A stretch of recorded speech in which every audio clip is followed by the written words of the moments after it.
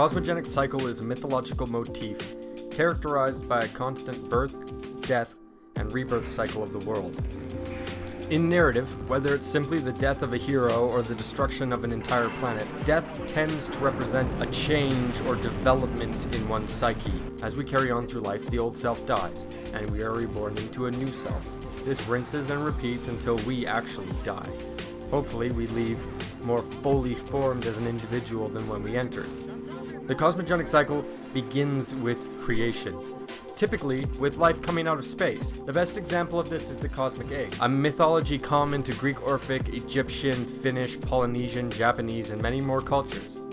These creation myths normally start the same way, with the nothingness of space. Here, space is symbolic of a maternal aspect, like Mother Universe.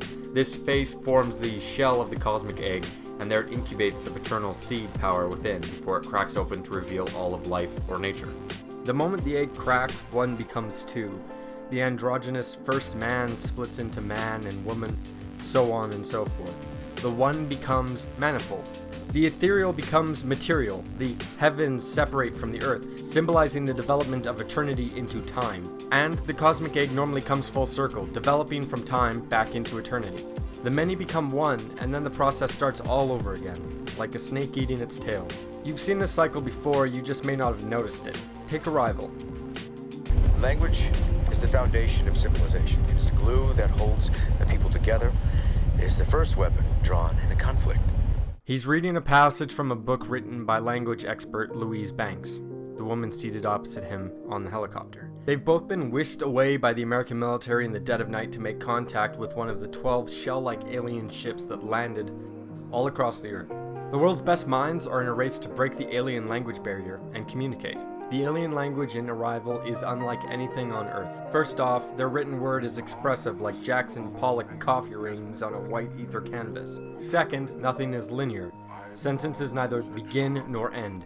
Everything circles. They have a concept of time, but they don't cling to it as much as Earth. For example, when one of their brethren dies, they don't say that he died, they say that he's in the process of death. His rebirth is implicit through their language. Arrival's plot hinges on the idea that when one truly immerses oneself in a new language, that language rewires the thought process of their brain. They begin to think and dream in that language. So when Louise surrounds herself day in and day out for seemingly months at a time, her reality begins to shift. Her way of thinking evolves out of a field of linear time and into one of eternity, a shift reflective of the ass end of the cycle we spoke of before. In this case, the cosmic egg is, well, the cosmic egg-shaped thing that comes down from on high. It doesn't split mankind into many. Man's done a fine enough job of that already, but the fear of the weapon the aliens keep mentioning does at least split the many into the many more. All camps cut off communication with each other, and the plight of humanity looks awfully dark.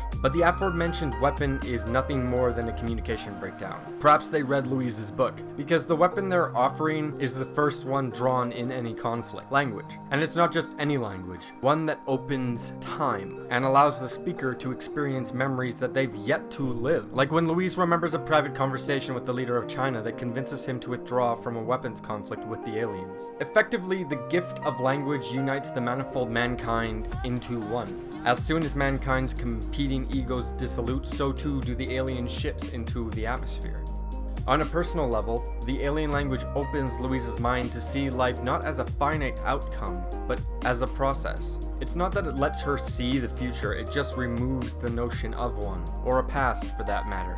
She sees life as a process punctuated by moments like her yet-to-be-born daughter, Little Nose, running around through her backyard, asking her for help with her homework, or dying from lymphatic cancer on a hospital bed. She can decide against the predetermined path, but she decides to embrace the cycle of life and death not as tragedy, but as truth. Rather than let her life be defined by fear, she decides to let it be defined by love, the universal language, and the apt title to Louise's second book about the alien lingo. Visually, the film closes on almost the same shot it opens with, outlooking the lake behind her house, as her and the scientist, or father-to-be, decide to become one as well.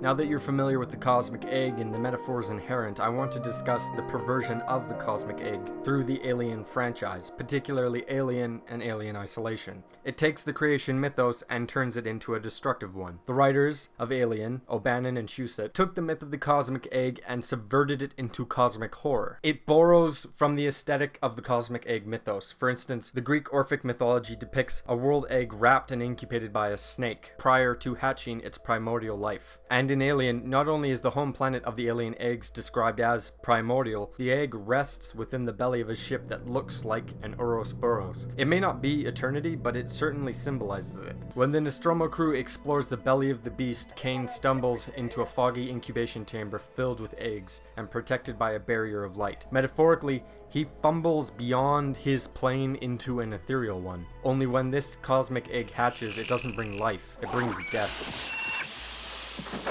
Alien distorts the maternal aspect of the cosmic egg mythology into the mechanical. Mother, their onboard computer system, has none of the traits one might associate with an actual mother. It's cold and uncaring. It issues orders and sends the hapless crew of the Nostromo off to die. More to the point, it's willing to sacrifice the entire crew in order to bring back the alien for its weapons division. There is an explanation for this, you know. Mother doesn't give life. It only protects the 8-foot-tall walking death machine that they unfortunately brought aboard their ship. Mother! The ship will automatically destruct in T-5 minutes. You bitch! Joseph Campbell believed that one could represent the entire cosmogenic cycle we've been speaking of in sexual terms as a pregnancy and birth. If that's the case, Alien perverts the sex, pregnancy, and birth into something grotesque. Sex becomes rape. The droid, Ash, rolls up a porno mag and crams it down Ripley's throat. Though Lambert's death is nothing but an off-screen scream, it's implied that the alien violates her. It coils its tail up her leg, toying with her, before it spears her to death. All births are bloody to begin with, but Alien takes it to a whole new level. The alien bursts out of the aptly named John Hurt and plasters the Nostromo crew with the remnants of his evacuated chest cavity. Its birth requires another's death. Alien perverts the life dynamism of nature within the egg into something unnatural. Geiger's ship design and the alien itself demonstrate that the ancient culture that created it found no delineation between the natural and the industrial. The entrance of the ship looks like a womb, and the halls look like a fossilized ribcage.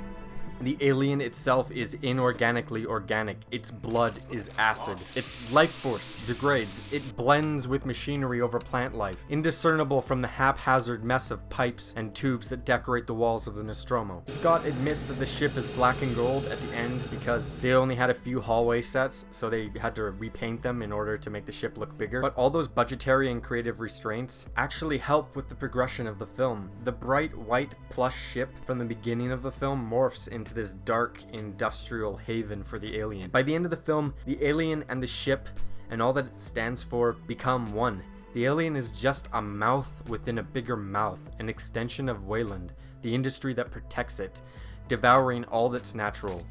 Damn company. What about our lives, you son of a bitch? I repeat, all other priorities are ascended. And it's no surprise that the droid, Ash, admires its nature. It mirrors him. You admire it. I admire its purity.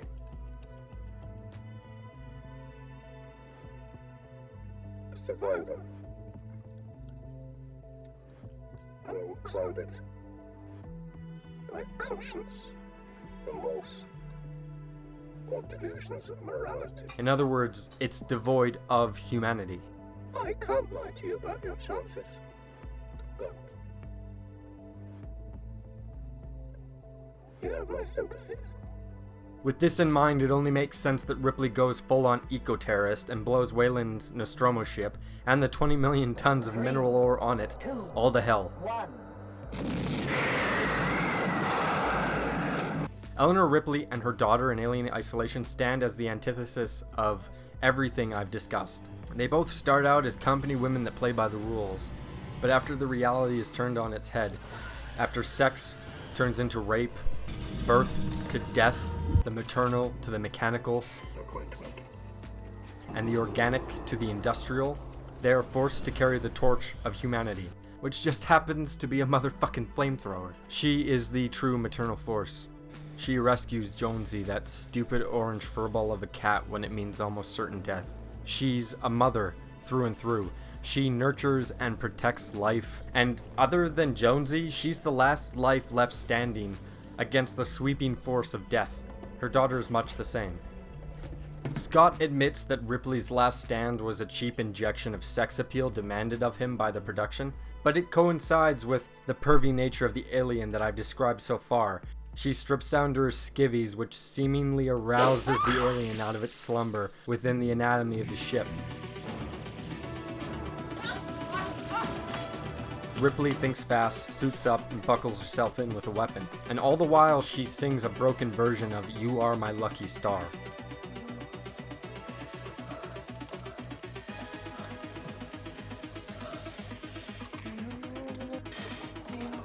Weaver suggested the song as a way to calm her character, and Scott loved it. And it's interesting that in her final clash with this corruption of all things natural, she finds strength in a sort of lullaby, something uniquely maternal.